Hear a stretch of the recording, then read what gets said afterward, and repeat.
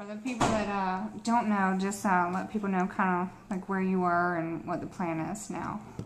Like, basically, like, I had got jammed up, you know what I'm saying, driving in my car or whatever. Got pulled over, but, like, for the last year and a half, I had done been on the run, you know what I'm saying, like, already, like, throughout all the time I had been working, trying to just build up my shit or whatever, so, but I always been on the run. I had caught a case, like, at the end of '09, and it violated my probation or whatever, so. A lot of people didn't know, but I was getting in a lot of work, though. Like, I just wanted to just keep working. That's the reason I ain't turn myself in or whatever. So, I got locked up or whatever.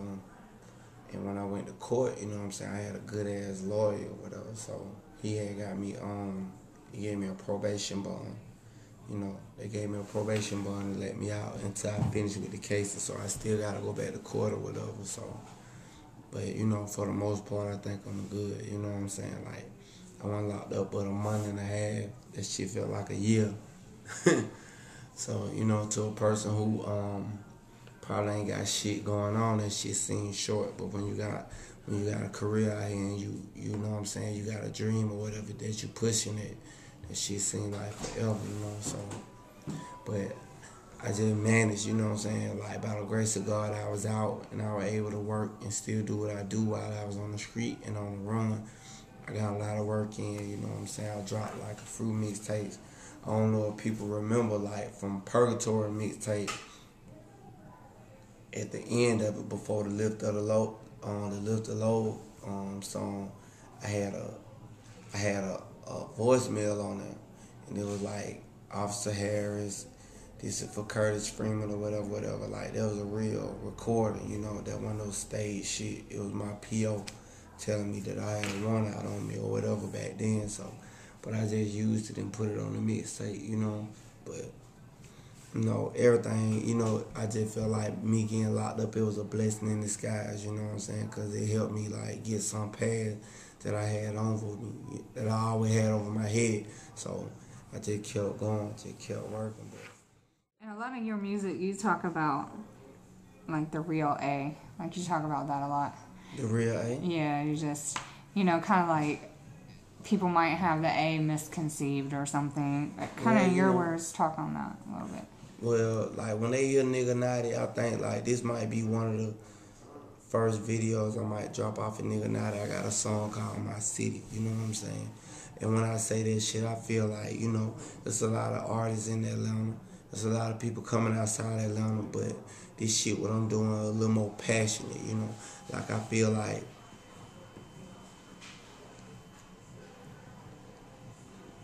if I would have been forefront Atlanta the way a lot of niggas been forefront Atlanta and they word been getting heard to the fullest and people been reaching out for them for the scoop on what's going on around the city or whatever, they wouldn't be looking at the city the way that they look at it, you know what I'm saying? Like, I felt like this always been my shit.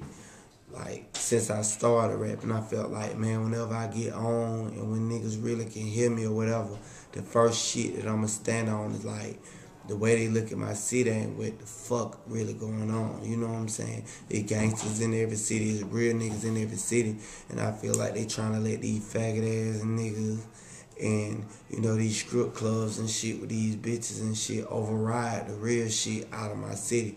So when I say this my city, I feel like I'm saying my city because I'm the only one active. Like, far as an artist who probably in the street, I'm still really active in the street.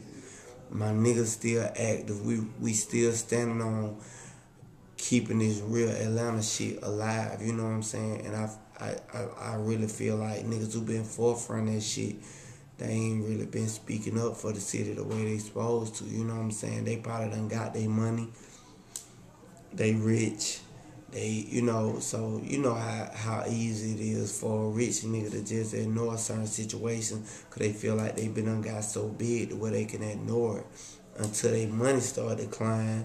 And when they feel like the fans ain't fucking with that fake shit they been putting out, that's when they go to talking about, oh, real niggas is back in it and this, that, and the other. But I ain't gonna never say the real is back in it or no shit like that, nigga. Cause it's always that. I'm always real. I'm always speak my opinion on what I feel about what's real and what's not, you know. But I stand for the city and all, you know, like the whole city. So for those who don't rap, like all my niggas who don't rap, all my niggas ain't never been in a booth, but these niggas out here warring in the streets, doing whatever it takes, cause it's fucked up. Ain't no bricks in the city and shit like that, you know. Dope still selling, but it ain't just no major shit going on like that. All that flexing and shit what niggas talking about. So I feel like the shit I be talking about, there's more what's going on. I always try to stay relevant on what the fuck going on because I'm still in this shit. My niggas still in this shit. So I know firsthand what the fuck be going on. So them niggas will still be this, that, and the other, kicking it like it's all good, but that ain't what the fuck going on in these streets for real. So when I be telling niggas my word law, I really mean that shit. From the shit that I be saying and the shit I stand up on, that's the majority of the niggas who in the streets. And niggas be wondering why they can't pop off or drop a single or whatever, because niggas don't want to hear that shit. Niggas don't want to hear that flexing. Niggas don't want to hear no rich ass nigga flexing. I ain't even gonna say a rich nigga. I say a nigga who ain't even in the motherfucking streets like that no more. Like, niggas don't want to hear that shit. You not talking about what the fuck we got going on. Well, it's good to see you home. It's good to see you working. Happy fuck to be home. You know? And everybody's definitely looking forward to the new tape. Is there anything else you want to let people know about before we go? You know, Nigganati on the way. I give y'all a month and a half, you know what I'm saying, at the latest, because I want to really just kill them, you know what I'm saying? Like, I feel like a new person. Like, if y'all felt like y'all heard some good shit from me within the last year and a half, you gotta think I was up on a lot of pressure. I was on the run. I had shit going on in my personal life, but I still were able to put out good music. But I feel like a free motherfucker. And for any nigga been in that situation, they know how good that feel not to have that load on their back no more. So for niggas, for me not to have that shit over my head no more, I'm like a whole nother motherfucker. So it's like, I'm just feeling too creative right now, you know. I got my whole family downstairs right now in my studio recording. We just going crazy, so salute to the whole game, man, all the real niggas.